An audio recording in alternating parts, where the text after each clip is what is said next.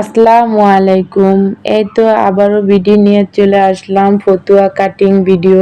তো এই কামিজগুলো কাটিং এর পরে কিছু কাপড় বেঁচে গেছে, এই কাপড়গুলো আমি ফেলে দেব না। তো প্রথমে আমি পার্ট পার্ট ভাঁজ করে নিলাম, 4 পার্ট করে। তো লম্বার মাপ নিয়ে নিলাম 20 ইঞ্চি।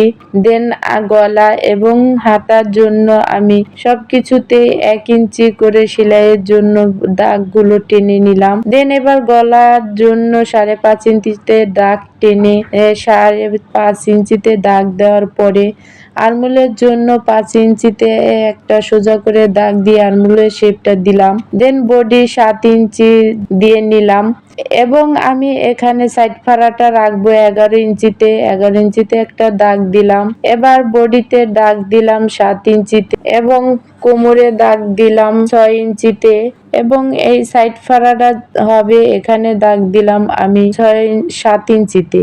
এবার আমি নিচ দিকে কিছু ডাউন দিয়ে নেব এবং ঘের নিয়ে নিয়েছি 10 ইঞ্চি, এখানে ডাউন হয়েছে 1/2 ইঞ্চি। তো এবার এভাবেই আমি ফতুয়াটা কাটিং করে ফেললাম।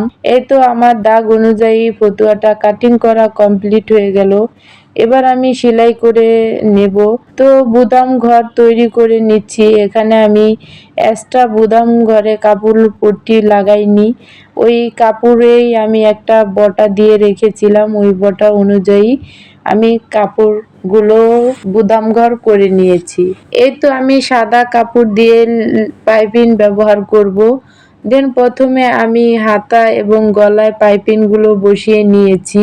একে একে আমি এই গলা এবং হাতায় পাইপিং বসানোর পরে সাইড ফাড়াগুলো সেলাই করে নিলাম। দেন এবার আমি সাইডের সিলিগুলো দেওয়া কমপ্লিট হলে সাইড ফাড়ার ওইখান দিয়েও আমি একটা করে সিলি দিয়ে নিলাম। দেন তারপরে নিচের দিকে আমি একটু চওড়া লেস ব্যবহার করলাম। এই তো দেখো পাইপিং গুলো ব্যবহার করা কমপ্লিট হয়ে গেল।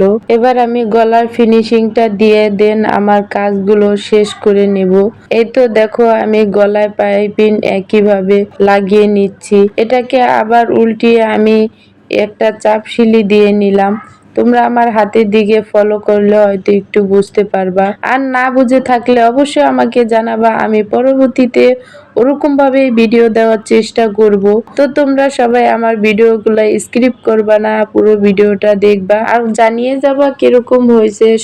এই তো আমার পুরো ফিনিশিং শেষ করে আমার ফতুয়াটা বানানো কমপ্লিট হয়ে গেছে।